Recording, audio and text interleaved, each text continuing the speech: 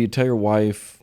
I'm trying to think of a scenario. You saying all these wild things. You'd be like, babe, you see the Lexus? This is why. That was the leaf blower take. Yeah. You see the kids are in private school? That was because of the WNBA take. Yeah. We're on 30A because I was critical of FEMA in Asheville. I think well, first of all,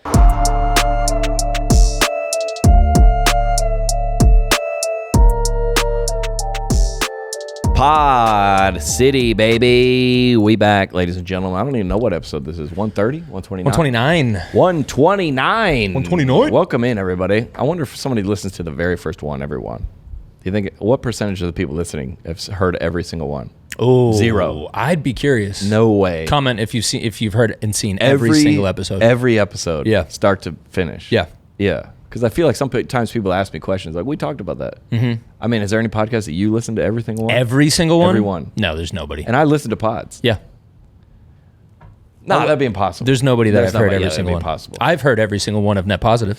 Because I've been on it. Yeah. Yeah. Yeah. Even then, I'm like, I didn't say that. I still take them off. You I just said that. Yeah. I would. Yeah. Welcome in, everybody. I think we're off this weekend. Then we're headed out to California, baby, starting in November. It's almost November. Can you believe it? What are we doing? Oxnard, Long Beach, Bakersfield, and then we're going to Georgia, Savannah, Athens, Augusta. That's November 8, 9, 10. Or 7, 8, 9, sorry. Bristol, Tennessee, November 10th. Midland, Texas, Lubbock, Texas, Dallas, Texas, November 21 to 23. Chicago, December the 7th, and Davenport, December the 8th. We got a long list of tour dates coming in the spring that you can find at JohnChristComedy.com, baby. If you like the pod, come out to the show. This weekend's shows were wild, by the way. Tell me after this. Well, they were wild because I was had AG1. See, I like what you did there, John. Let's I see what go. you did They there. were wild. Very nice. Listen, taking care of your health like me on the road isn't always easy. True. But at least it should be simple. That's why for the last year plus, did a little more than a year, I've been drinking AG1 every day, no exception. Just one scoop mixed in water once a day, day. And it makes me feel energized and ready to take on the day. Because you know what, dude? I don't start work until 8 p.m. But I got to be up just like everybody else. That's right. I need the AG1 because of each serving of AG1 delivers my daily dose of, listen to this, vitamins, minerals, pre and probiotics. No matter what side you're on in that argument, you got both of them. And more. It's a powerful, healthy habit. Like it's they're also against each other. Yeah, like pre and pro. Yeah, it's like pro-life or pre-life. Yeah, they didn't want that to be a part of their read, but sorry, that's how we're doing it. AG1, ladies and gentlemen, is a quality product. I know with AG1, I'm giving my body high-quality nutrition. And that's what, if you're listening on Spotify, you're not sure, but if you're watching on YouTube, you're like, that's a high-quality body. Yeah. High-quality body. Yeah. Subscribe for the high-quality body you see right now. And directly by AG1, ladies and gentlemen. Every batch of AG1 goes through a rigorous testing process to know it's safe. Our ingredients are sorted, and you good to go. I love my mornings with AG1. Alex does it. I do it with ice. Alex does it straight up. Room temp guy. Yeah, room temp on AG1. I take crazy, it neat, dude. Yeah, AG1 neat. Yeah, AG. Ooh, I like that. You take it with rocks. You go AG1 on rocks. It like a virgin mimosa. So orange juice. Sure. Yeah, that's how it. AG1 is an essential part of my morning routine and helps me simplify my daily routine. Yeah, you starting out on third base with AG1. Yeah. You can get, you don't know what you're going to eat the rest of the day. You don't know what it's going to do. But if you got AG1 in the system, you gassed up. Yeah. I feel it's like that type, and this is not in the copy, but you know how you put the octane booster in the gas? Yes. You're like, let me get a little bit more of, that's what AG1 is for like the body. If there's one product I had to recommend to elevate my health, it's AG1, and that's why I've partnered with them for so long. If you want to take ownership of your health, start with AG1. Try AG1 and get a free 1-year supply of vitamin D3 plus K2 and 5 free AG1 travel packs with your first purchase exclusively at drinkag1.com/netpositive. That is drinkag1.com/netpositive, or hit the link in the episode description below. Hot episode. The hottest, bro. Oh yeah, we trying to get Clay to come down here for a while. Yeah. Clay Travis, if you don't know, if you've listened to the radio, you've heard this man's voice. Yeah, if you close You'll your be hearing eyes, Clay Travis. you're gonna know who lives this is. in Nashville. Yep. And I seen him around town at some stuff, some movie premieres, and but I've seen Clay Travis around a lot. And somebody said we should see if we can get him through the pod. Got him. And I go, oh yeah. Yep. And he was nice enough to stop by. Very busy schedule. Very busy. Squeezed schedule. us in, no doubt. Fit us in, which we appreciate. You'll love the episode. We just I got done with it 5 minutes ago. Get it while it's hot, ladies and gentlemen. Clay Travis is here.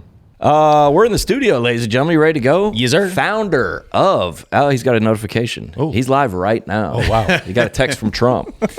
I'm going to turn my phone off, which I almost never do. So somebody will probably get assassinated while Can you say that? I don't know. Founder of Outkick, ladies and gentlemen. Let's see. Lawyer, podcaster, author, dad. Yeah.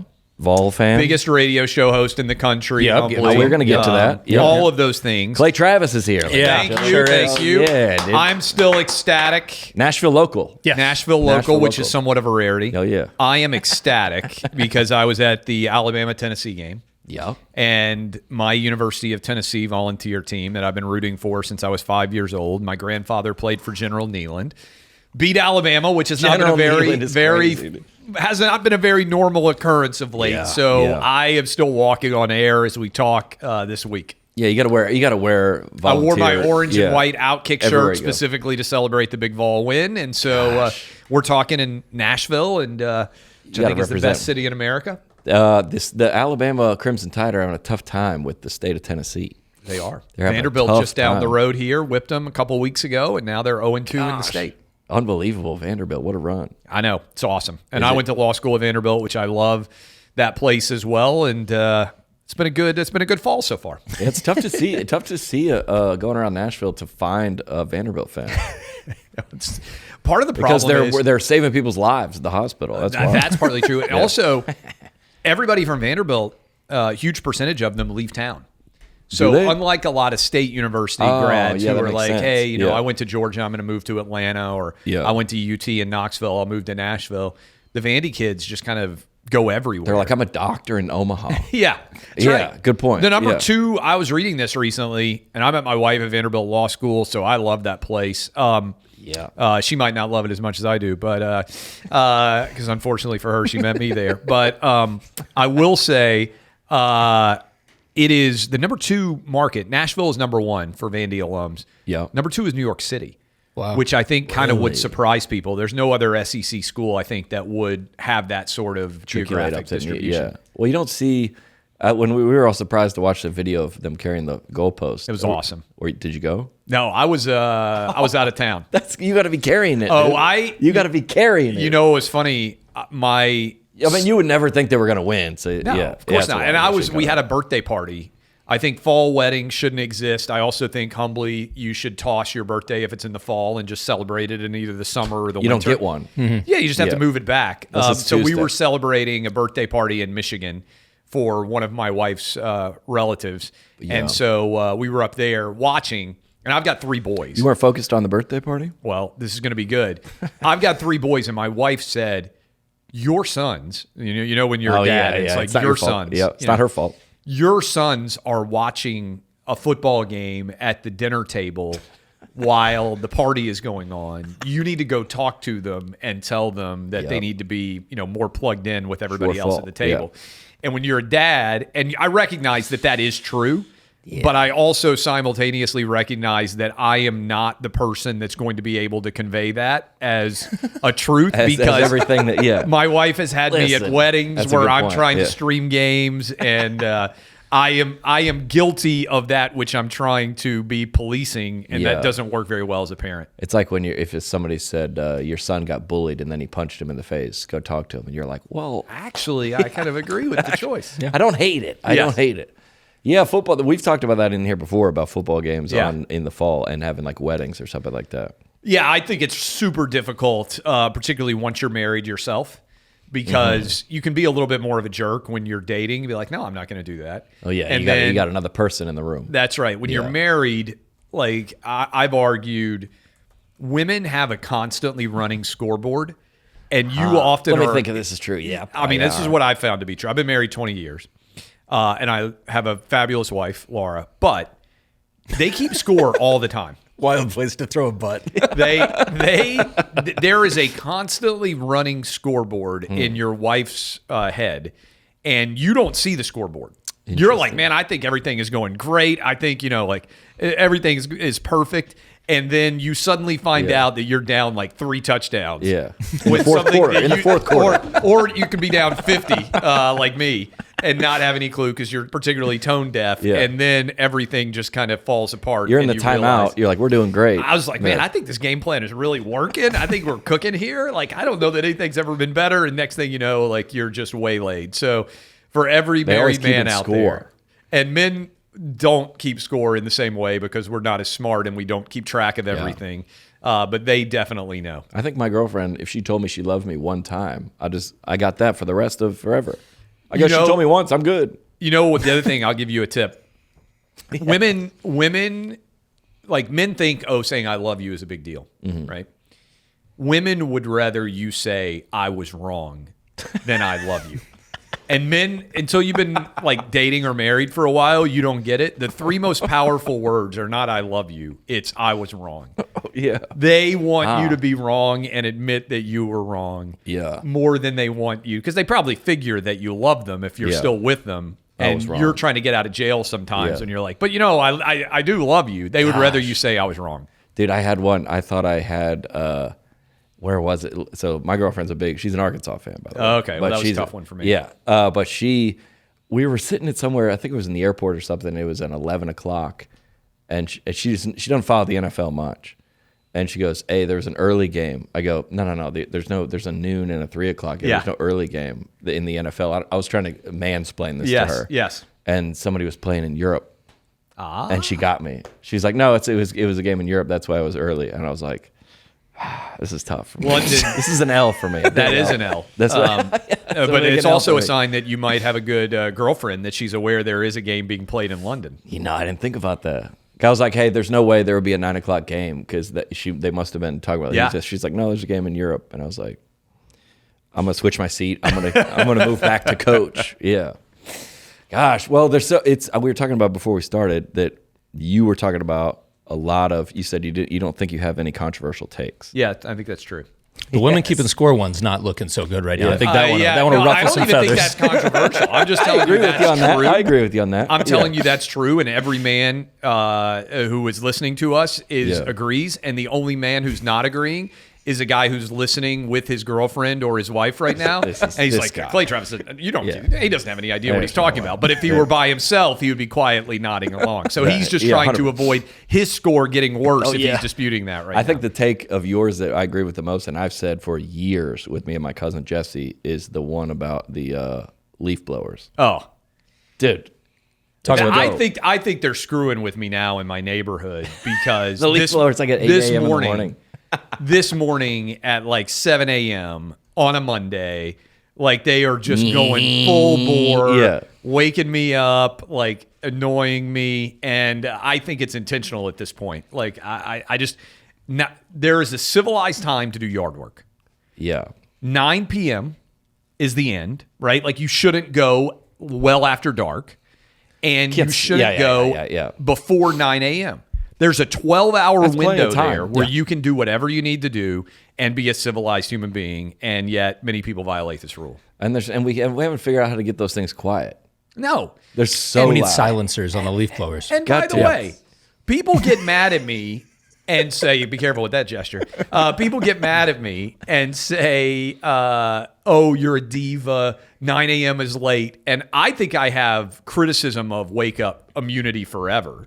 Because I was telling you guys off air, I got up at 4:20 in the morning for my morning sports talk radio show for over 5 years. It's crazy. You got the card. I've got the card. So you can be like, I get up early in the morning. But you know what? I would finish my radio show at 8 a.m. Central here in Nashville. And I would intentionally not do anything until 9 that would, even though I'd already done 3 hours of show. Yeah. And I'm not creating a huge stir at 5 a.m. What kind of loud things are you doing in the backyard that you're like, let's wait till 9? Well, this is one of the I'll tell you, one of the diva things that I do. 3 days a week, I have a boxer come to my house and I do 9 rounds. And I might not look like it. You're like, that guy's fat, old, and out of shape, and that's somewhat accurate. But I do about a half hour straight of boxing, try to every Tuesday, Thursday, Sunday at my house. This guy's got a motor. And so in the backyard when the weather's good, I like to work out outside. but I will not do it until 9 a.m. And we have a basketball goal in the backyard. I got 3 boys. I won't allow them to play basketball until 9 a.m. Yeah. And I have to be done by 9 p.m. just because, to me, again, that's a 12-hour window. Yeah. And outside of that, you're screwing with your neighbors too much. I feel like this is like the after 40 version of like a party when you're in your 20s. Yes. You have to ask them, hey, you see them at the mailbox. You're like, hey, just letting you know, next Friday, we're going to have a little thing here. There's going to be cars probably parked in your grass. And then there's going to be a guy lobbing lobbing some shots over the edge, but we'll be done, and then we won't have another one until Christmas. I'll give you a good example. We're going to have a Halloween party on Friday. If you guys are in town, you're probably on the road, you're welcome to come. My wife does an awesome job, dress up Halloween, everything else. The next morning, because I do college football for Fox Sports, I'm going to have to be on live at like 9:50 in the morning. And I'm already thinking I've got to have sunglasses on because I'm going to get obliterated for how ridiculous I look. That's an old man thing. When I was like 25, I would have been like, I can sleep 3 hours. I can get up. Nobody will notice. I'm going to look 65 instead of 45 when they see you. On that turn. There's going to be not too many smoothies going on Friday night. Well, when I walked in, I'm trying to keep from getting too fat by eating smoothies most of the days. Well, yeah, you could see that sometimes. Do you ever scroll through your mentions on Instagram? You're like, I'm not going to repost that one. I do this. I'm like, geez, I haven't had a lot of sleep. Or somebody takes a photo with you at the airport. And you're like, dude. Well, and sometimes, like, the older I get, I'm like, man, I do look really unattractive in this photo. Like, not that I was ever, like, incredibly good look. I don't think anybody was ever like, I look great. Yeah. Maybe for you guys, like girls walk in a bar and they're like, I'm going home with that guy. I don't think anybody's ever walked in the bar and seen me and be like, that guy is so incredibly good looking. I have to leave with him. But I'm a lot worse now than I was when I was 25. So I'm falling down the food chain. But then you're like, I don't know if I'm going home with him. And then you start spouting off some political takes. And the women are like, you know what? The grandmas. I was wrong about him. You know who loves me now? They do. Grandmas and frat guys. I'm the only person in America interesting whose fan base demographic. Is frat boys and grandmas. It's a good Venn diagram. Bring the world together. Play now. Travis in the middle. Yeah. No pretty girls. Nothing against grandmas, but no like 18 to 34-year-old girls have any idea I exist, right? Every grandma is like, I love that guy, and every frat guy loves me. And I'm not kidding. I think I lead the nation in pretty girls taking pictures of me with their boyfriends or husbands and having no idea who I am. Oh yeah, and you can even see the way they take the picture. Yeah. It's like they're not even used to. They're used to having their photo taken. Yeah, they're not. But it's usually you the other way. The boyfriend's taking the picture of the girlfriend with John. Yeah. The Instagram girlfriend is like, how do I even take a picture of my boyfriend? Like, this is. You want me to take it? Yeah. Oh, yeah. Like they're like a little bit insulted. And they're like, who is this old ugly guy that my boyfriend and husband like loves? I get sometimes that you're like out somewhere at a restaurant. They're like, dude, can we take a photo? Then they hit you with like, yeah, my mom loves you. Or something like that. You're like, all right, or I'm going to send this to, you're like, oh, that's who I knew who my demographic is. My wife noticed or something like that. About 5 years ago when I'm out, girls started saying, my dad loves you. Instead of like, because I think that's fine. That's awesome. My demo was like a decade younger than me because I started writing at 25 and college kids, kind of grew up on the internet. They were more internet savvy back in 04. Sure. And about 5 years ago, it shifted from, man, I love you to my dad loves you. He's going to be so impressed when he sees this picture. I'm like, I'll tell you what, great. Dad's got money. It's true. Dad has money. Yeah. No, we moved from... My dad bought your book. My dad came to see you live. My dad listens to you every... You're like, I'll take a photo. Please send it to him. Yeah. Well, that's like the Sports Talk Radio demo is men 25-54, which is a broad demo. But that's like the car buying demo. And then as you move down the flow chart, it is people whose penises don't work. So there's a lot of erectile ads. And then also people who lose their hair. So you're not going to be able to listen to Sports Talk Radio any different now, but you'll be like, oh, that's the guy who might buy the Jeep. Oh, that's the guy who doesn't have hair. Oh, that's the guy whose penis no longer works. You kind of see the trajecry of sports fandom through the ads. An outkick, and then they should say those three things. Here's our demographic. The checklist. No, I'm asking a question that I probably, if I did enough research on the internet, I would know the answer to. How are you? What's your relationship with Feinbaum? Feinbaum and I have had a good relationship Yeah. over the years. Okay, yeah. I mean, I've known him for a long time. now. You have to have. Yeah. Yeah, and so I'm banned by ESPN. You are? Yeah. They will not allow me on their airwaves because I've been too critical of them. Oh, yeah. So I used to go on. That's how that works. I used to go. I'm banned by CNN and ESPN. Legitimately, neither network will allow me on. But I thought ESPN they're not politics. Well, yeah, good luck with that. For sure. It's just sports, and you're sports. So Yeah, I mean, look, if I was like, I don't understand. if I was like Kamala Harris is the second coming of I don't know, George Washington or Winston Churchill, they would let me on. But when I'm not saying that and admitting that I'm going to vote for Trump, it drives them crazy. But so Feinbaum, I started going on with him before he was at ESPN. Oh yeah, he used to do and remember I did local sports talk radio here in Nashville, which is for years. And that if you're a diehard sports fan like I am, getting to do local sports talk radio in your hometown, I think is about as good of a job as you could have. Yeah, I listened to 102.5 and those guys. Yeah. So, I mean, I just absolutely loved it. And Feinbaum was Birmingham. Yeah, that's right. So, that's right. we were both Cumulus stations for people who were radio nerds. And so I would go on Jocks, which is the Birmingham sports talk radio show, with Feinbaum, and I would take calls from angry Alabama fans. Yeah. And, It's they like would War of the Roses, but for sports. That's exactly right. Yeah. They would just tee off on me. And I loved it. I mean, he had a great local show. And so I've been going on with Feinbaum back in the day, 20 years ago almost. Oh, yeah. And he would come on sometimes my local Nashville show, 3HL, which we did here. So I've got a good relationship with him. I like him. Yeah. Over the years, we've had each other on our shows quite a lot until ESPN banned me from. Oh, yes, you can't go on there because he's on ESPN. It's SEC Network, which is owned by ESPN, basically. Well, what's the?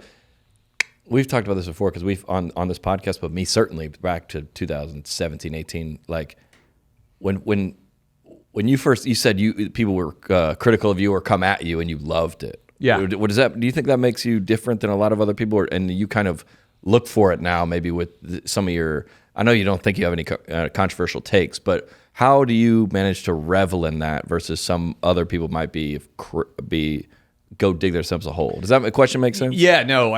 You don't seem to mind it. No, I don't. And I'm sure there is some sort of psychological flaw for this. Like, I'm not even kidding. Like, there's probably somebody out there who could, psychoanalyze me and be like, well, this is... I tend to remember positive things and immediately forget all negative. You're in the And right so, career. wow, That's totally. perfect. And I don't know what that says about me, but if 10 people say something super negative, and one person says something nice, I will remember the nice thing and laugh off the 10 super negative things or kind of revel in them. That's like opposite of a normal person. Yeah. And I do think that is somewhat strange, but I think it explains why I was able to have the career in a social media age, because it is important. Prior to like 2008, the only thing you got was feedback as you might walk around or go to an event, and somebody would be like, "Oh man, I saw you on ESPN.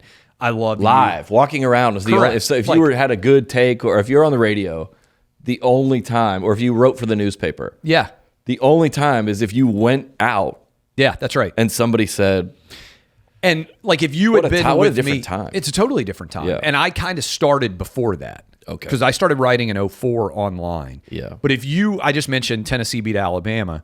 If you had been with me in Knoxville this past weekend and you were just in the stadium with me, all I got from Tennessee and Alabama fans, and almost all I ever get is, I love you. You're amazing. Yeah. Can I get a picture? My dad loves you. He's got great taste. Yeah. And so do you worry? First of all, I wouldn't worry either way. I would, but do you worry about what people who are online that you don't know at all have to say about you or not? One of the great point. Producers, guy named Jamie Horowitz, who now is super successful, produces a lot of different shows. Years ago, he said, all of you, because when you'd finish a television hit everybody gets their phones, and they used to go right into the mentions. Like, what did people say about me? He said, you think it's normal to do a television bit and then pick up your phone and immediately see how everybody's reacting to you. Yeah. But he said, think about this. If you went out on a street and you just walked up to one stranger after another and just kept saying, what do you think about me? What do you think about me? It would be super weird to solicit the opinions of people you don't know. And so I care about the opinions. Why would it matter? Of Yeah, why people would it who matter? know me. Yeah. And certainly I've got 3 boys. I want to be a good dad, all those things. And, but I just genuinely don't care about what anybody else. And my one, to the extent this is a TED Talk, my one bit of advice for people out there that I have found to be true, and I try to tell my boys it all the time, is never worry about the criticism from someone you wouldn't ask for advice. Nice. It's a good word. Right? Very Because nice. you're allowing them to get in your head Why and do they dictate matter? Yeah. what you might Yeah. or might not do. Yeah. There are lots of people I would ask for advice, but if I wouldn't ask for your advice, why would I care about your criticism? Yeah, it's a good way to think about that. Yeah, I think I get handcuffed sometimes creatively that I go, man, you should either post this or have this take, or even on the pod, we go, we shouldn't clip that because why? Well, what if whoever says they, right? Or like, oh, why would that matter? If you believe in it, you should just say it. And I think the other thing is eventually people stop coming at you when they realize that they don't have any power over you. Yeah, that is true. You come through. I'll give you an example. Charles Barkley, who I think is probably the most talented person in sports media on television. Doesn't care. He's gotten every criticism he can. Yeah. If you come all the way through the fire, then you're on the other side, and they don't try to come for you anymore because they recognize that you can't get got, for lack of a better way. And a lot of people, like a lot of the ESPN, they're always issuing apologies, or always, because you go, oh, I gotta, and then all the guys that that kind of come out the other side and start their own thing. Yeah, it's like now they're more free to speak. Yep, they can say, and they don't, and people come at them all the time, and they go, yeah, that's part of it. And you're like, oh, this, like when I got canceled in 2019, I'll never forget. All these big What comedians. did you do? I don't even remember. What was your you can look transgression? It up. Yeah, drinking a lot and doing things that you weren't supposed to be doing if you were performing in churches. Yeah, I'll tell you that.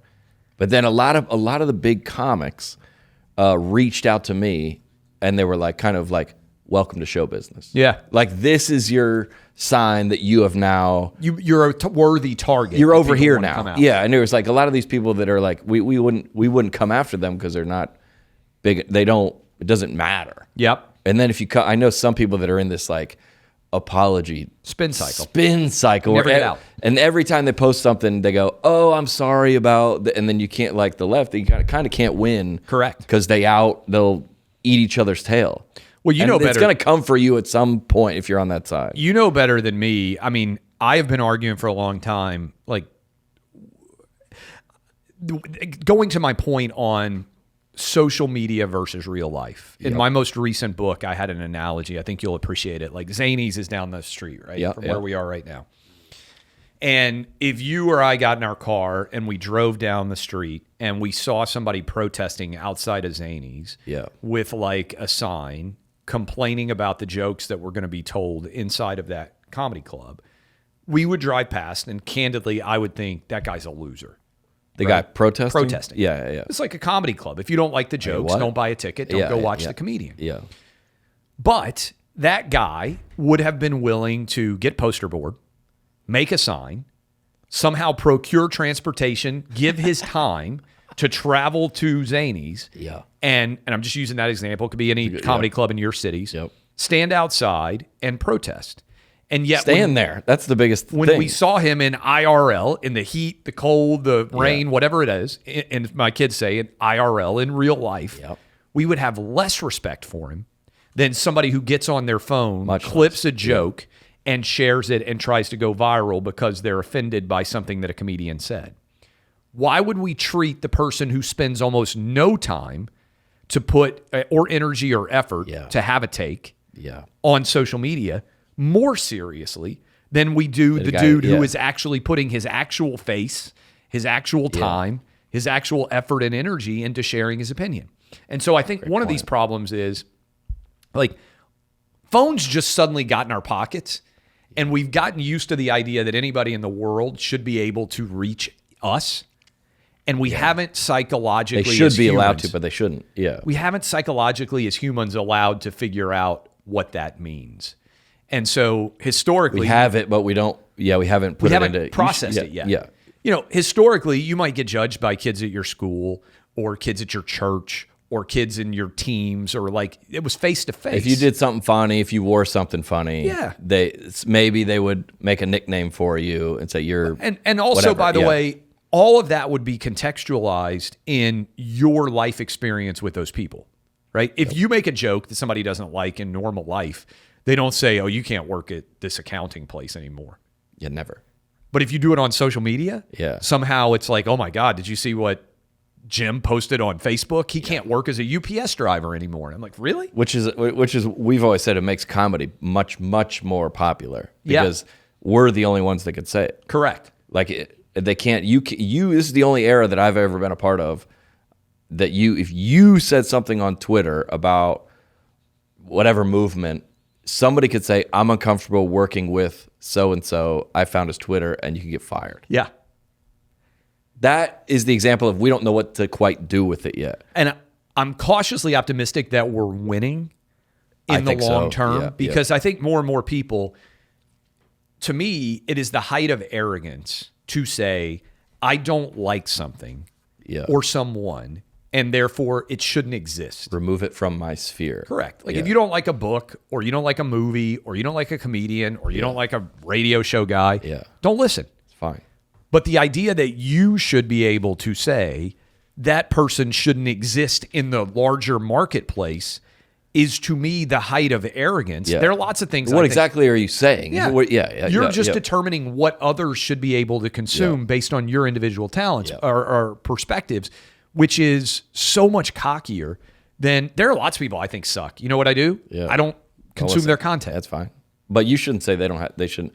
If I drove past Zany's, well, the inverse is also true. If I drove past Zany's, saw a bunch of people protesting, you and I both know we'd be like, I want to go see that show. Well, for sure, dude. Like the best. Yeah, well, at least I would go, who's there? One of the challenges that I have now is our audience at Outkick and our audience on radio has gotten big enough that people really don't come at me anymore. And I love being attacked. Like they know that my audience is not suddenly going to be like, I hate Clay Travis, right? Yeah. Like I don't want to say I'm uncancelable, but I do think I am. Yeah. Because it's your company. When there's never going to be a time in my life, as long as I'm alive, where I can't share my opinion and there won't be an audience that cares about it. And I think that really makes people angry. That this is now, like if you try to, at the beginning, there was probably more of I feel like I'm in the same place a little bit. They're like, let's get rid of this guy. That's right. And now they're like, I don't think we're getting rid of him. No, look, and I thought about this. We'll go after somebody else that's in infancy that maybe we can, our cancellations are going to be more effective. I think about all this stuff strategically. I thought they would come for me. When you got bigger. When I jumped from sports talk radio to the Clay and Buck show, taking over in the Rush Limbaugh time slot. Because I was nervous. They announced. And how many cities are you in? 500 cities, 50 states. I mean, it's the biggest radio show in the country. That's a behemoth. Yeah, it's huge. Millions of people listen every day. But those people didn't know me. They announced us in May of 2021. And we didn't go on until like June of 2021. I remember this. So there was 1 month where I wasn't on air yet. Yeah. And I thought they're going to come for me because I don't have the ability to defend myself yet. And that audience that I'm going to go start talking to doesn't know me yet. Okay. And so you have vulnerability. That's probably the time when I would say defense. Yeah. Because once they start listening to me, they're going to like me. Yep. And how could they not? And they're going to have your back. And so you have vulnerability. That's probably the time when I would say, yeah. Because once they start listening to me, they're going to like me. And how could they not? And they're going to have your back. And they're going to have your back. Yeah. And so, but before they knew me, they could have been like, who's this random sports talk radio guy? Yeah, who's this guy? Who's now showing up? Yeah. Rush Limbaugh, the golden microphone, legendary best, yeah. radio, if not the best, one of the best in the Most history of the recognizable medium. voice, though, him and Dave Ramsey. Yeah. And so I thought that they might come for me then. Yeah. Once the audience knows you, Yeah. they've got your back. They're like, this is what he does. And This is yeah, what he but does. also Yeah. they know you, right? Like they have radio is unique, and I'm sure you see this some with the podcast, but radio people take you everywhere you go with them. Yeah. You know, you might be in the morning getting in your shower and like you're listening to the radio, and you get into the car and you're driving to go eat lunch and you've got us on, and you know, you're waiting in line at the airport and you've got the earbuds. Yeah. It's happened to me a few times where I'm in the gym and the guy next to me is like, this is so creepy. Like I'm listening to your show on podcast while we're here together. Yeah. And so it's a relationship in a way that's different than other They take aspects. you everywhere. And they forget when they introduce themselves to you, they forget that you don't know them. Correct. But like, John, I've been with you for years, and you're like, this is my first time meeting you. Yeah. Yeah.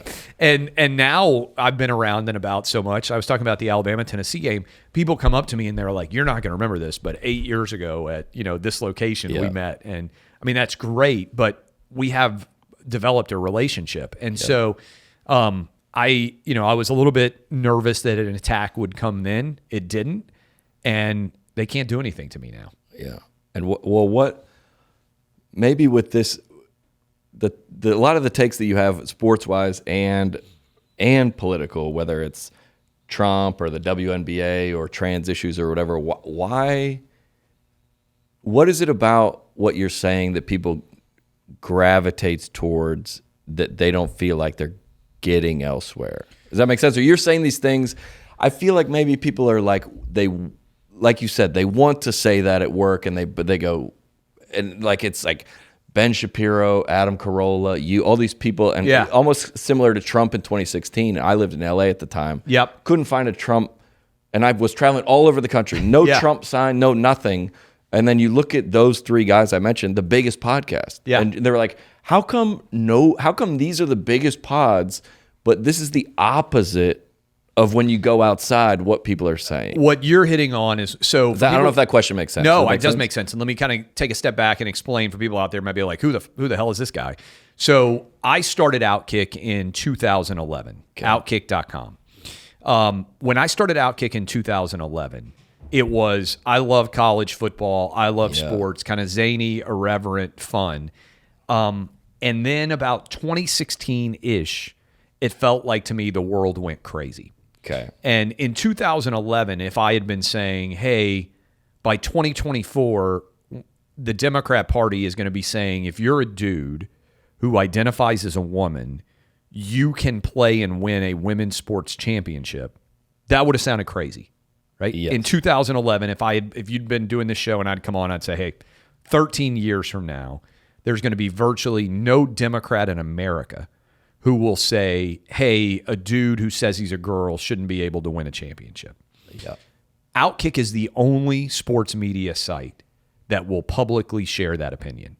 Back then or now? Now. Okay. Back then, I wouldn't have even thought that it was going to be you didn't even exist. Like, I was like, hey, the other side of that didn't even let's exist. do a college football drinking game, right? Yeah. Like it was just, like that's kind of what we did. And it was, super popular.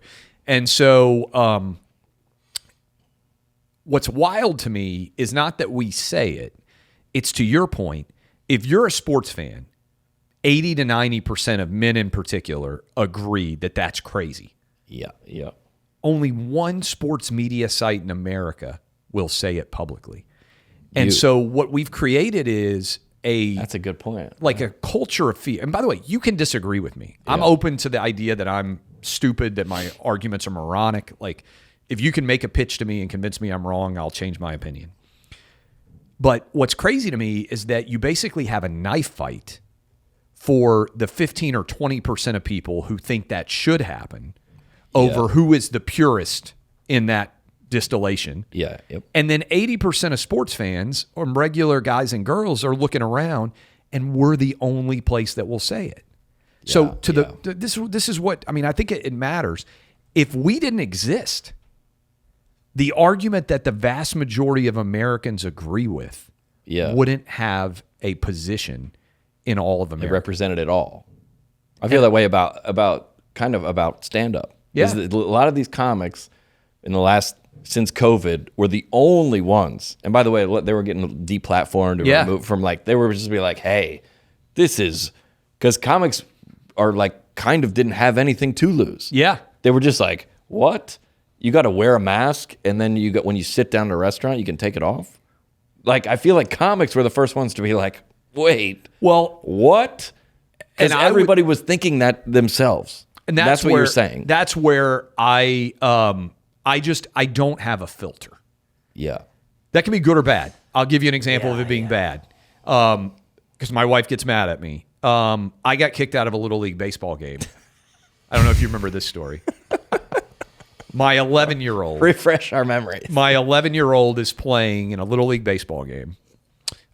He goes to, the second pitch comes, 2-0, bases loaded, if I remember correctly. If not bases loaded, second, And third. the count is important. It's 2-0. 2-0. Yeah. Catcher pops up, throws to third, pop throw.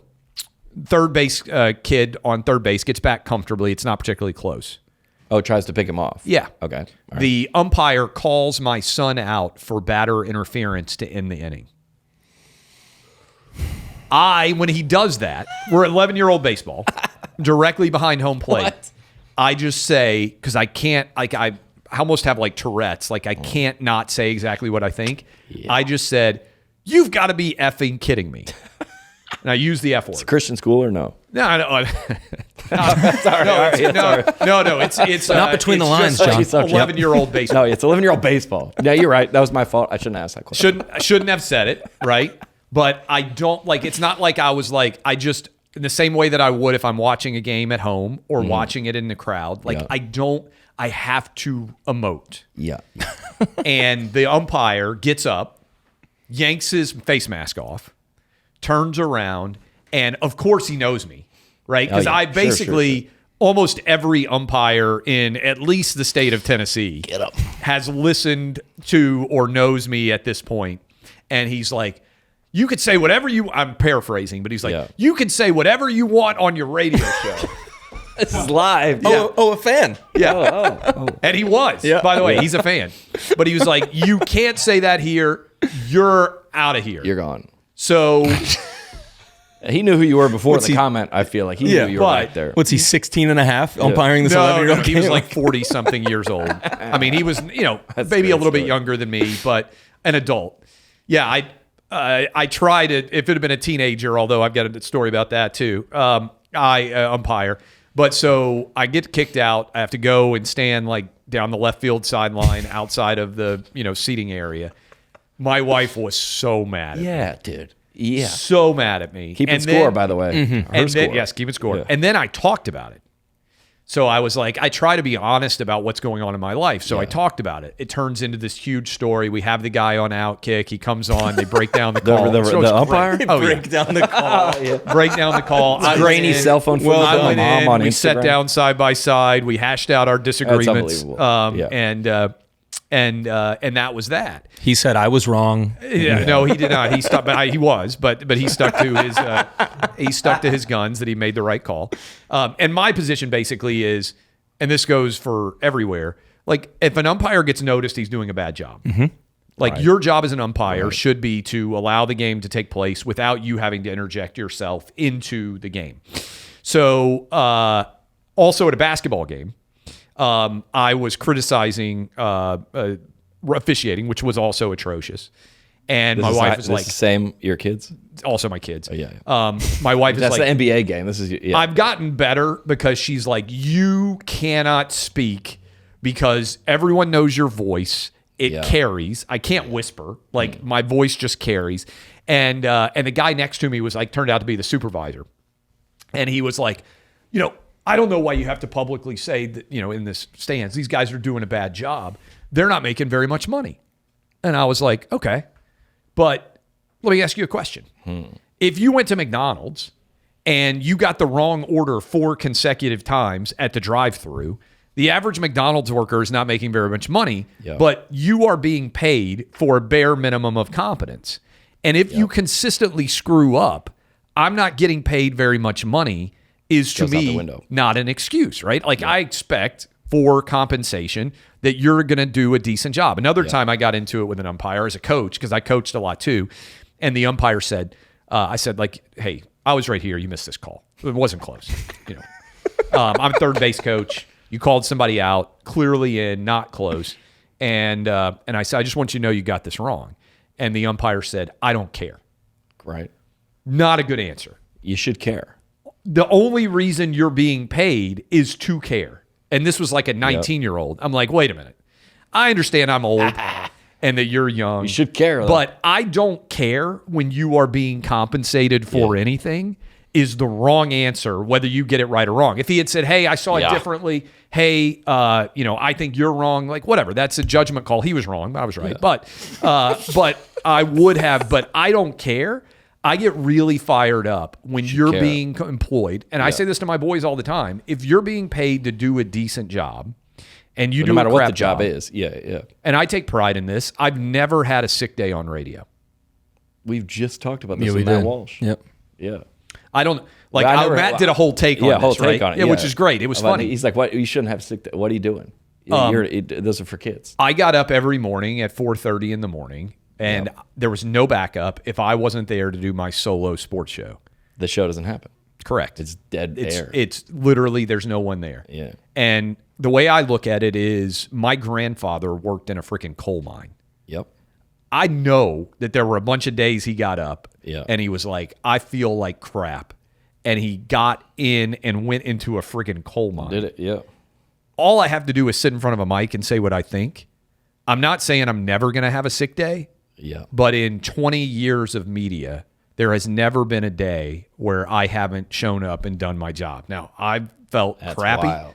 Yeah. Some days I felt not great. My job's a little bit different. Now I have a home studio, so I'm not like getting a ton of people sick. You do it from bed. But I feel an obligation. Same reason I didn't take a day off during COVID when there was no sports. I felt an obligation to be up live at 5 a.m. So everybody out there driving into work, that's wild. I was some form of normalcy. Your business quadrupled during that time. Yeah. I mean, we skyrocketed in audience because I was the only sane person in all of sports saying, hey, we can. I remember that era. Kids can play basketball without wearing masks. It's absurd. Well, I think maybe like why this has been so popular, or maybe like there's a lot of podcasters that are like I'm trying to phrase this correctly. If you go to the college football game, and there's the male cheerleader, okay, everybody thinks the same thing, and you maybe like whisper to your buddies or like take a photo, or it's kind of covert. Yeah. And then you're just saying it. And I feel like on our podcast, we say it sometimes out loud. And it's like, it's inflammatory because you're like, I can't believe you're saying that out loud. But if you're in thousands of markets, you're saying what people agree with. Yes. Otherwise, it wouldn't be in 1,000 markets. Yeah. I mean, that's what I say. That's what makes it great, and that's what makes comedy great, is you're like, I can't believe you said that out loud. What's funny about it is if there's any article written about me, within the opening paragraph, I'm always described as controversial. And so, I mean, I would say this to anybody watching. I don't think, to me, controversy, and I don't have anything against controversy, but it would require that you have an opinion that the vast majority of people disagree with. It's controversial to who? Yeah.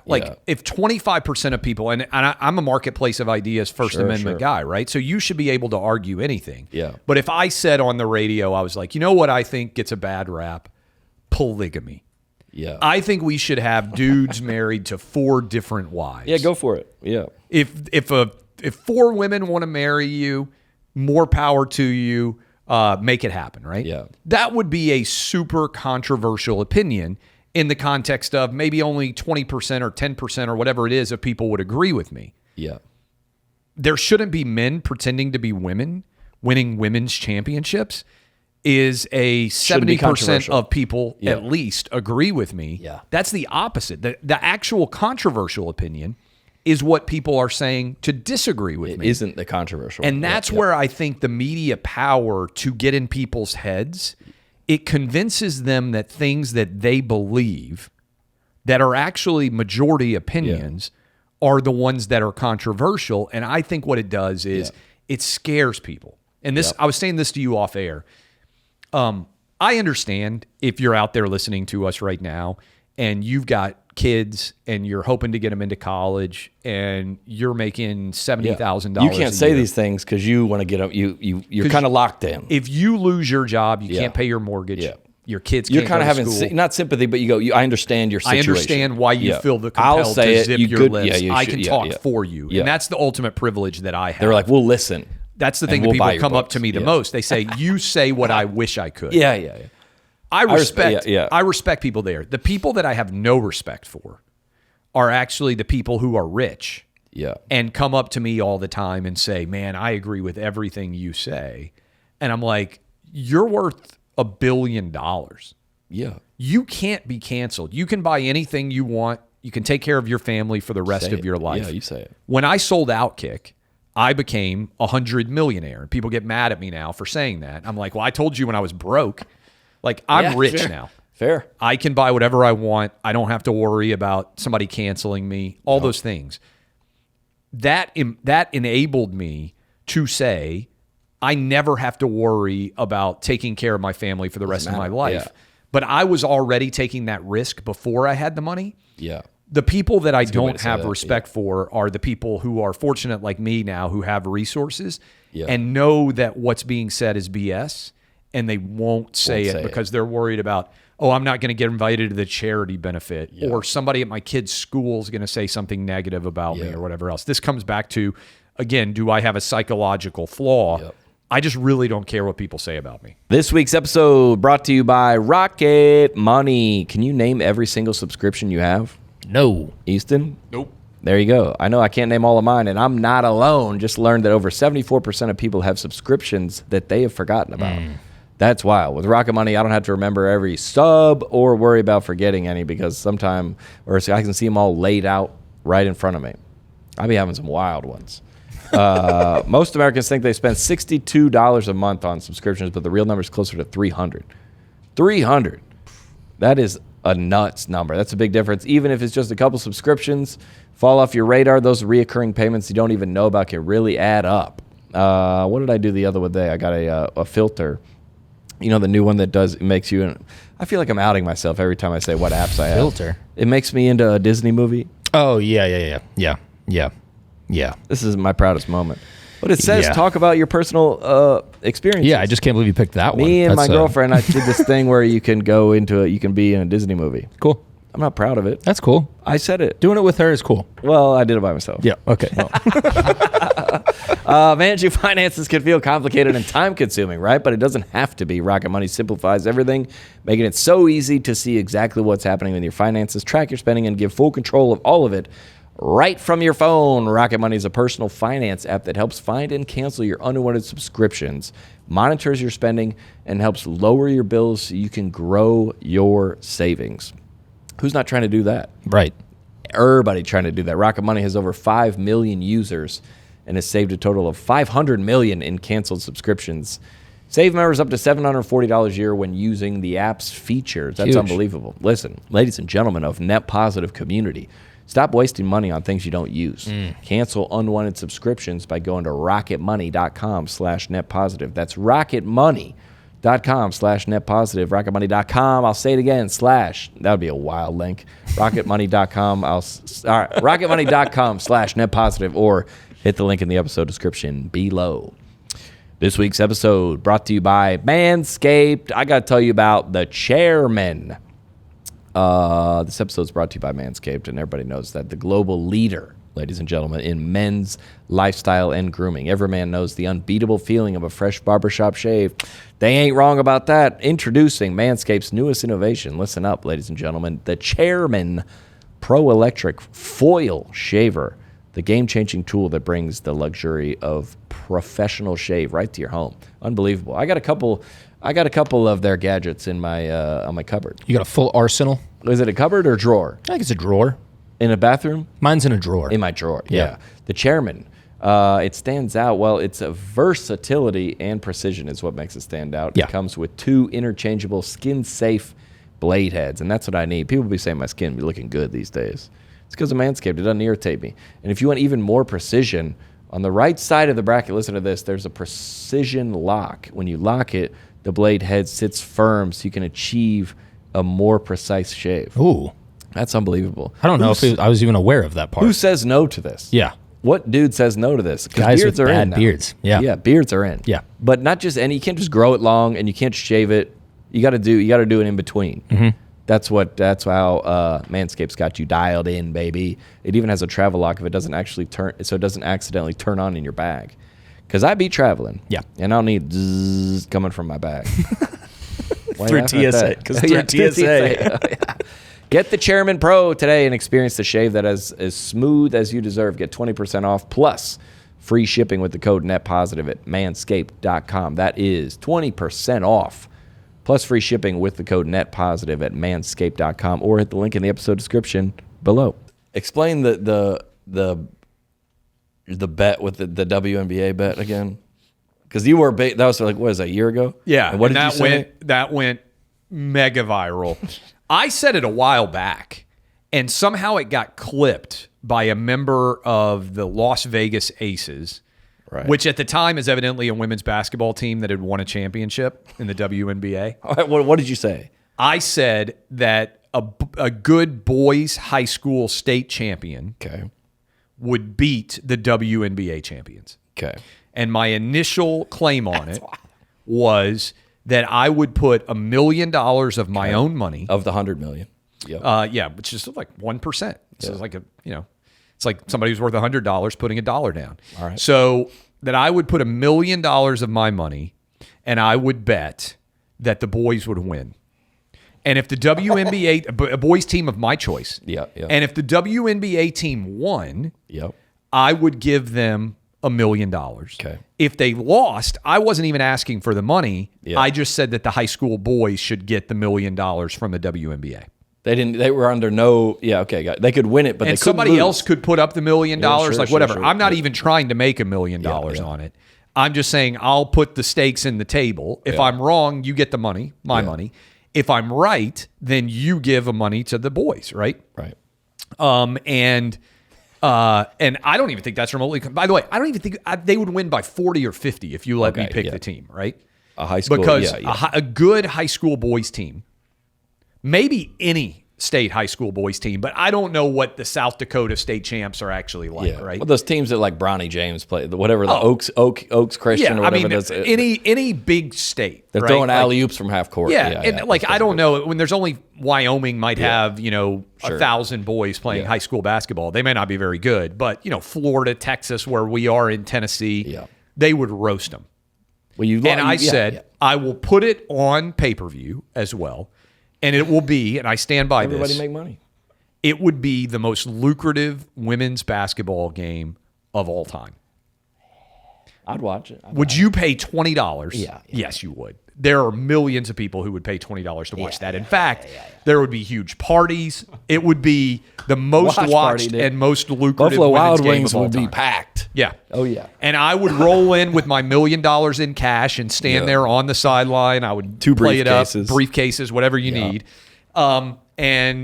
People just went crazy over that. And they said like, oh, you are super sexist. Yeah. I'm like, see, I have a different definition of sexism. It is claiming that a man is a woman, to me, is sexist. Claiming that men are bigger, stronger, and faster than women is actually just basic biology. And here's a stat for you to confirm that I'm correct. Do you know in high school Texas track and field, All right. every boys state champion last year was faster than the fastest woman in the history of the world? Yeah, that shouldn't be debatable. That should be, everybody should, they'll be like, in order to you win tell me that, you a go, boys high school state championship in all track and field, you have to, in Texas, just Texas, You have to be faster than any woman has ever run in any track and field event in the history of the world. We're not talking about the best men. Yeah. We're talking about actual still boys. So compared to like the Olympic women. Compared to the greatest women's track athletes of all time. Yeah. Texas high school boys are better. And then, everybody, look, I love basically every sport, but the U.S. women's soccer team, the best women in the world, got beaten by an under 15 Texas high school boys soccer team. Yeah. Just 15-year-olds in Texas crushed Megan Rapinoe, Alex Morgan, all those people. Yeah. Again, I'm not trying to disrespect No, I think them. if everybody just agrees with that, then we can celebrate men's and women's sports. But when you're telling me that it doesn't matter. We watch. Yes. We see high school. Yeah. Don't tell me. Correct. And that's what comedy and what you're doing in a lot of ways. You're just going, look at that. Like, don't tell me that men and women are the same. Correct. But if you say we're both different, they're great in this way, we'll go. That's why we have separate men and women. And so for people out there, I'll give you my opinion, but I'll even take the next step and put $1 million of my own money on the table. If I'm wrong, show up and take my money. Yeah. The Las Vegas Aces, none of the players, none of the league, they would not respond to my challenge at all. And because they know they would lose. And Angel Reese is struggling to pay her bills, so you should. All right, we didn't say that. Come on, John, you let it go.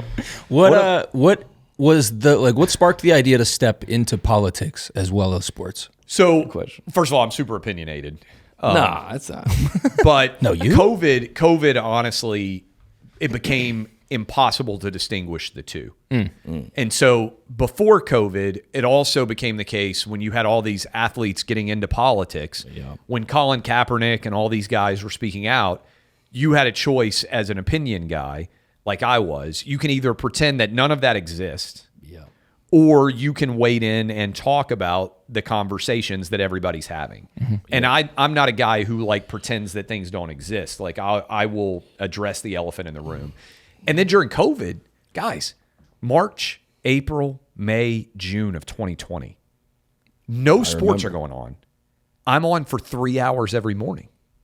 I didn't take a day off. But ESPN was still on. Yeah, they were still on, but they were like, oh, it's not safe to play sports. My argument was, I remember, we can safely play sports. Yeah. And tying in with that, we should open schools back up. Yeah, I remember. And I was just looking at data, like my kids shouldn't have to wear masks. I went and spoke at my local school board. I had kids in public school, and people were trying to cancel me and light me up and everything else over this. And I'm, again, persuadable.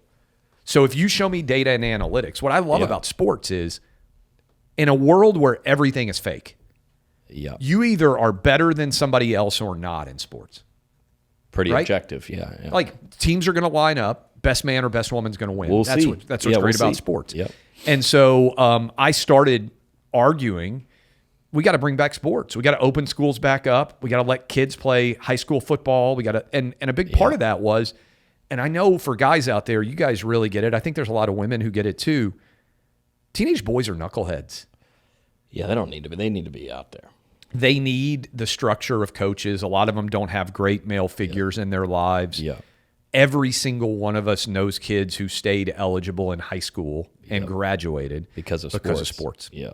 And so my concern... That's not the truest thing I've ever heard. My if there's concern, no sports.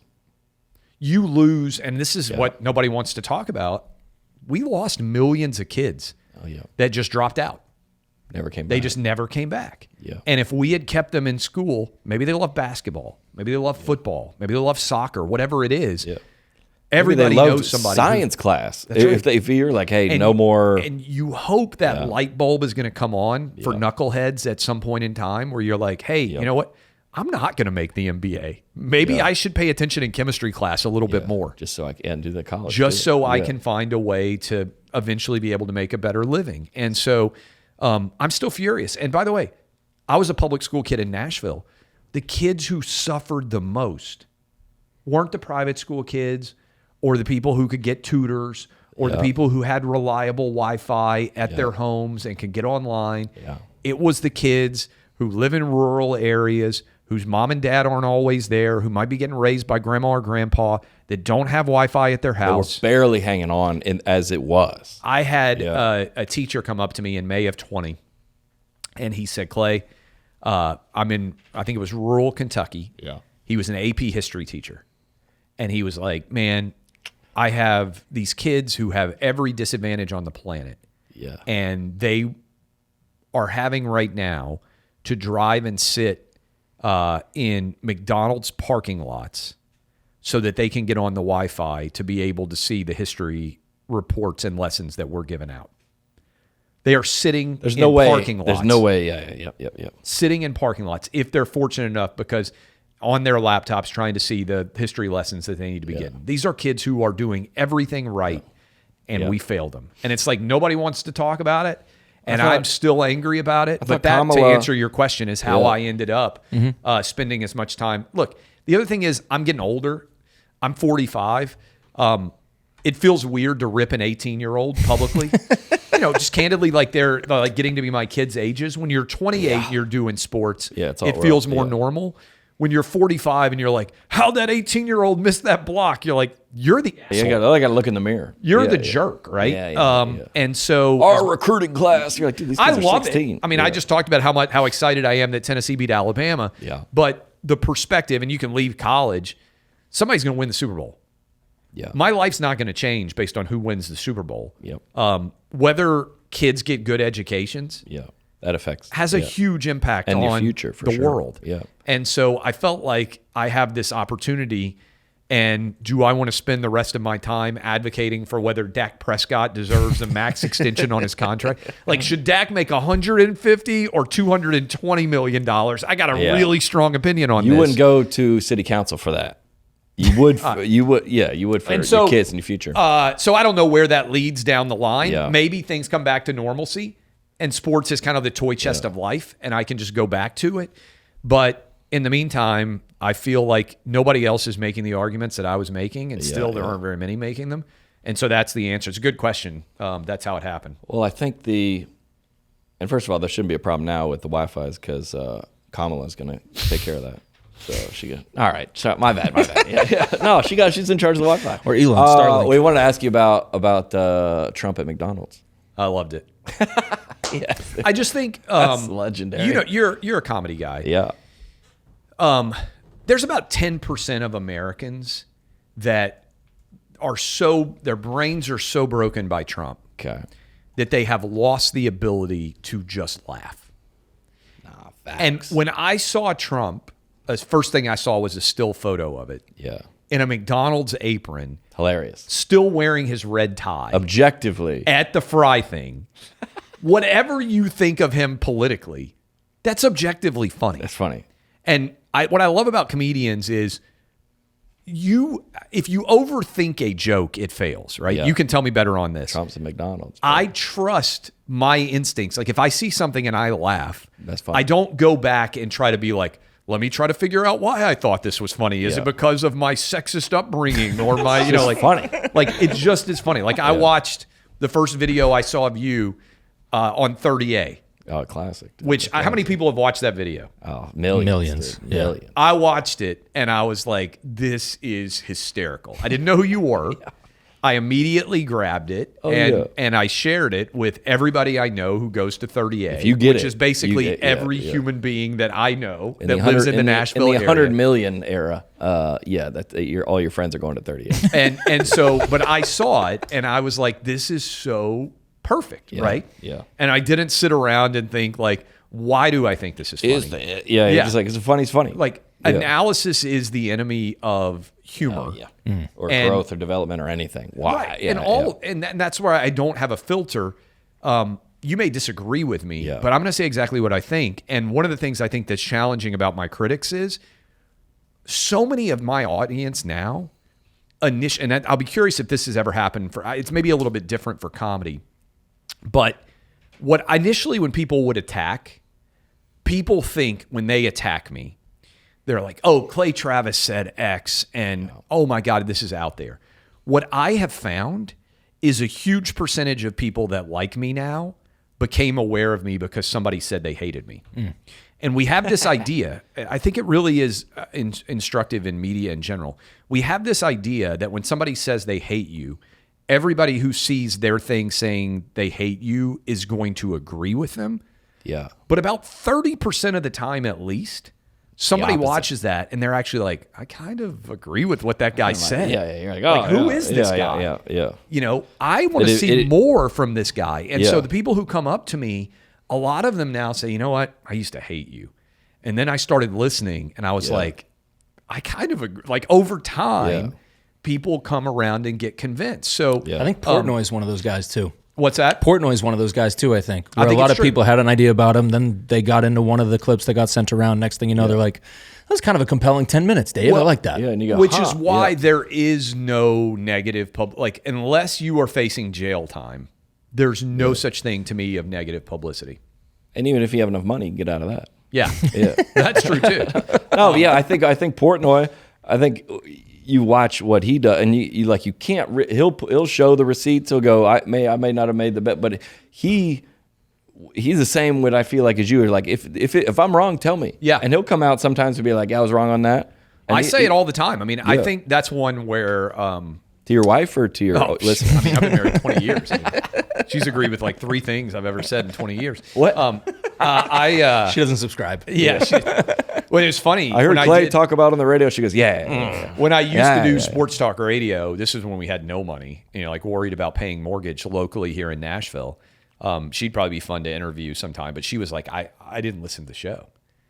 Because she would say to me all the time, you can't say that. Because there isn't much difference between what I would say at a bar or what I would say in dinner table or what I say on the mic. Say it on the show. Yeah. She'd be like, you can't say that. And so she was afraid that all the time that I was going to get fired, and listening to the show actually made her nervous. And it goes back to initially what's rare, I think, a little bit about, first of all, these are weird jobs.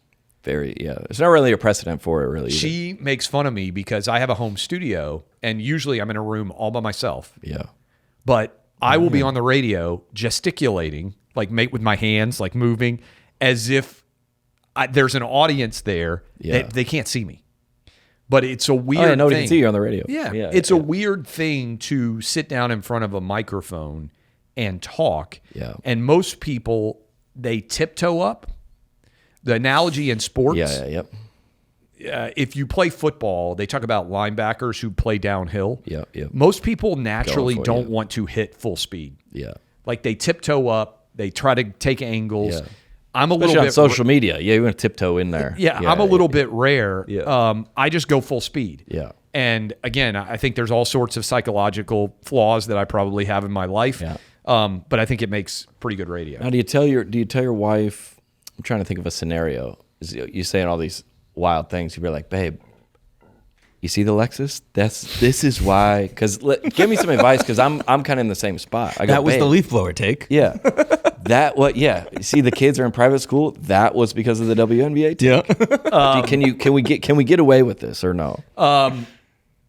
It is funny. Like we're on 30A because I was critical of FEMA in Asheville. I've got I think first of all, to her credit, she has gotten way more, like she'll come up to me now and say, like, I'll give you an example recently. She was like, are you seeing what's happening in Aurora, Colorado? With migrant gangs taking over a couple of apartment buildings. I was like, I was like watching a football game. I was like, I saw that. She was like, what are you going to do about it? And I'm like, I talk on the radio. Like, I'm not the person who's going to go figure out. I'm drinking a smoothie right now. But she, I think now. That should be the highest compliment. Yeah. Really? Because you're like, hey, you have some. No, I mean, but she now, I would say, has become so angry about some of the things that she sees that she will come to me and say, hey, you got to do something. This is different. And she wouldn't have done that necessarily in sports because she likes sports, but she's not sitting around like, can you believe that's a third down play call? Like, you need to talk about this on the show. But they threw our son out for interference. You need to stand up at this little game and tell them. You're like, babe, I just want to sit here. She goes, no, stand up and get mad. You're I'll like, give really? you an example. Babe, I guess. She was like, you should be in Asheville. Okay, I did the show in Asheville over Hurricane Helene. Yeah. We had to fly in on a helicopter. saw that, yeah. Not like 10 days ago, basically. I was in Asheville. We were helping to raise money. And she was like, you need to be there. Yeah. That's an example of something where I think she's come around and I think would great. say, Yeah. if you were talking to her, on balance, while my husband is a moron on many different issues on a daily basis, I do think he's making the country better with what he does now than it would be if he totally shut up. on the Even net. though, again, on the net. Yeah. He said some wild stuff, but it's a net positive. even yeah. though she would say in general that I think that I'm a moron and that, She didn't say, she says, you need to go help them pass those logs.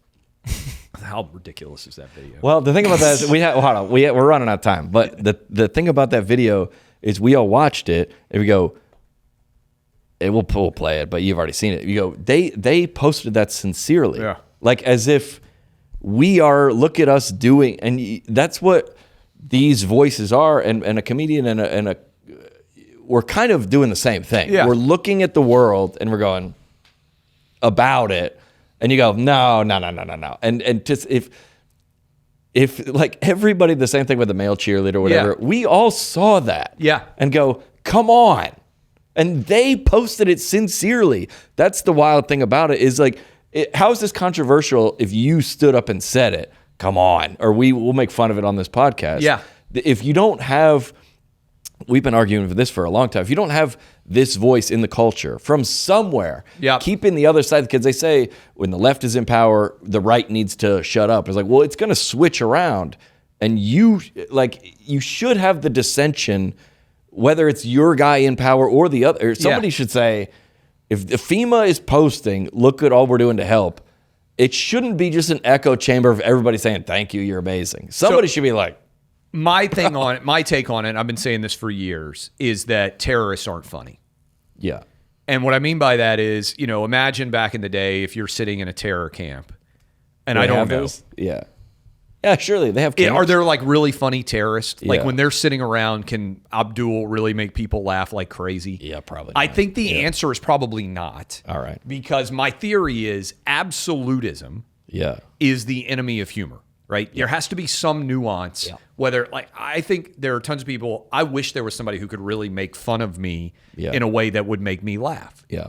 I'm very open to being satirized, but most of the people who attack me, and I would say this about Trump too, typically don't do it in a humorous way. Yeah. And I think one of the challenges they have is because when you are absolutely convinced that you're right on everything, that's the enemy. That's propaganda. That's not humor. Done. Yeah. And I think this happened with SNL. Yep. During the Trump era, they're starting to get funny. Coming back. Yeah, it's hard to be because somebody you're saying there's nobody in the terror camp who are like, hey, should we be doing this? Yeah. That doesn't happen. I'll give you a better example. Is I used to perform in a lot of churches. Yep. Go everywhere. You're like, oh, this is Pastor Doug. You can make fun of him because he's late to staff meetings and he forgets people's names and his slice on the golf course is terrible. But I've been to a church that they go, hey, you're welcome. Just don't make any jokes about the pastor. Yeah.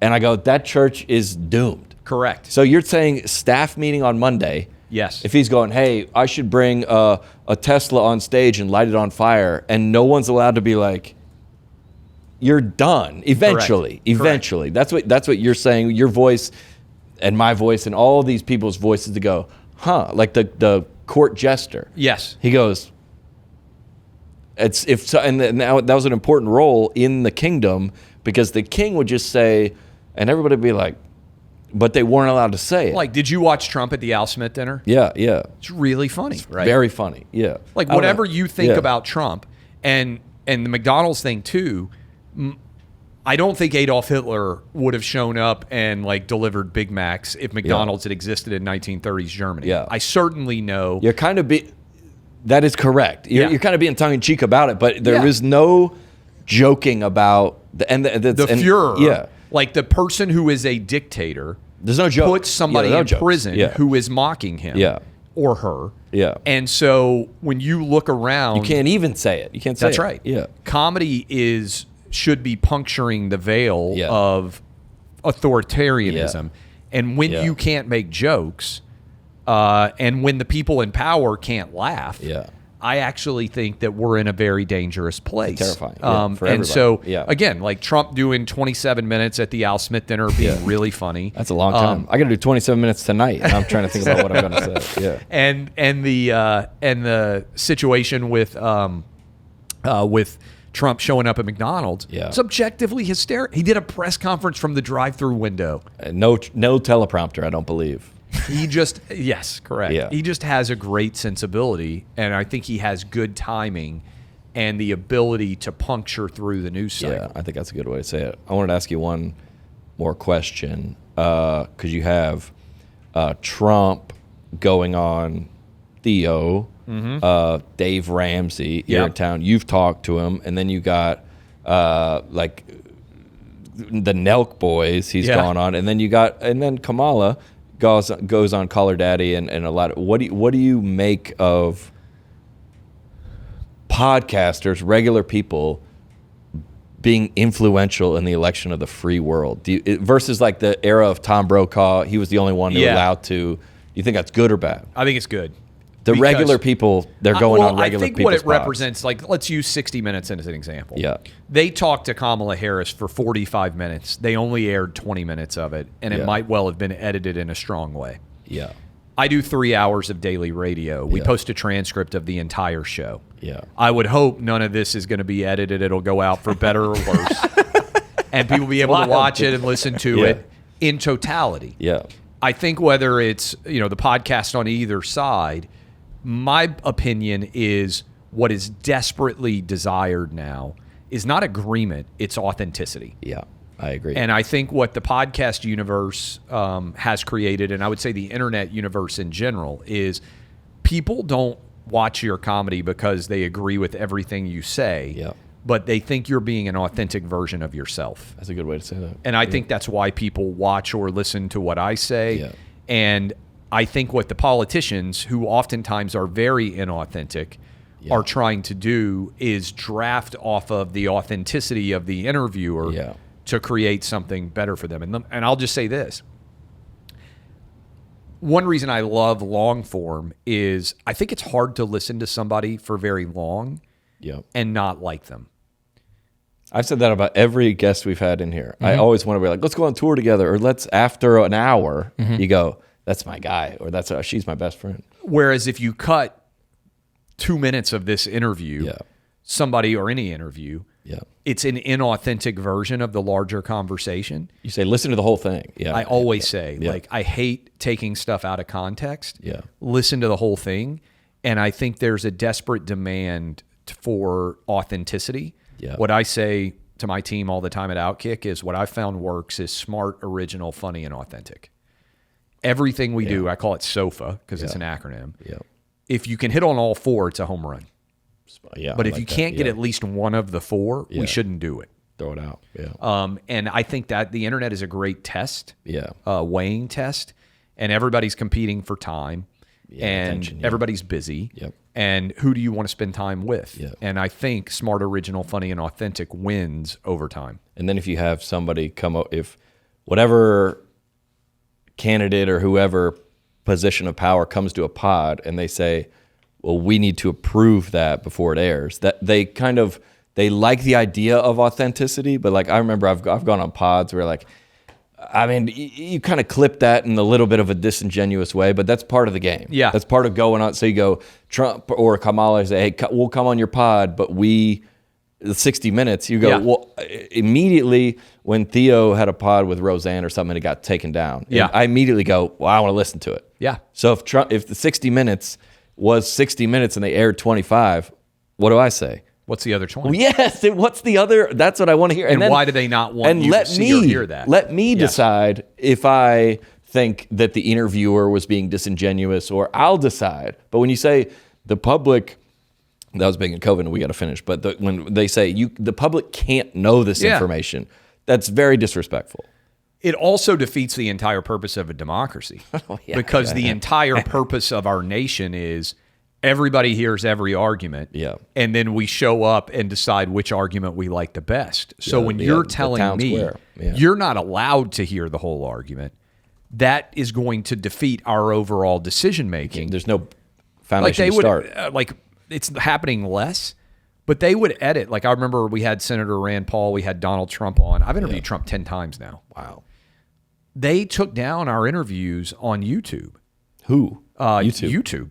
And I'm saying to myself, okay, the entire purpose of democracy, these guys are running for office. Yeah. You should want to hear everything they say. And then you can decide if they're a heretic or whatever. Not, you, right? Yeah, you should want them to. When you are saying, hey, you shouldn't be able to hear this, you're actually destroying the larger marketplace of ideas. Yeah. I've got a crazy idea. I want as much out there as possible. Yeah, we'll decide. And then we'll decide what we think is the appropriate outcome. You know the guys, the pods that are like inflammatory or like click, you go, that's... Over time, I've seen them, and that's not my... That's over time, if you're not entertaining and you're not giving people a value, you're going to fail. Yeah, over time, yeah. Well, if somebody listens to this podcast and they love you, how do they figure out if you're in their area? I'm on. You can find me at Clay Travis. Just scan through on the radio. You'll hear his voice. At Clay Travis is my Twitter. And if you just type in Clay Travis, Buck Sexton, or just Clay Travis Radio, whatever market you're in, you'll probably find an affiliate there. And then we're everywhere on social. You can find me pretty much and anywhere. in the Tennessee will be in the playoff.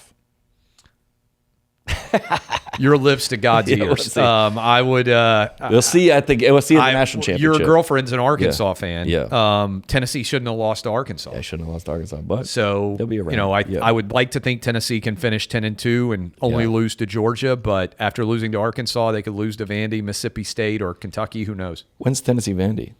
November 20. Oh, that's the rivalry week. Where's it at? It's Thanksgiving. Thanksgiving weekend. You know where I'll be on Thanksgiving weekend? Where? Birthday party? 30A. Oh, you okay? Yeah. Clay Travis, thanks for coming by, brother. This is awesome. Yeah, absolutely. It was a little weird. Keep up the good work, by the way. He's awesome. Killer. It was a positive. It was a positive.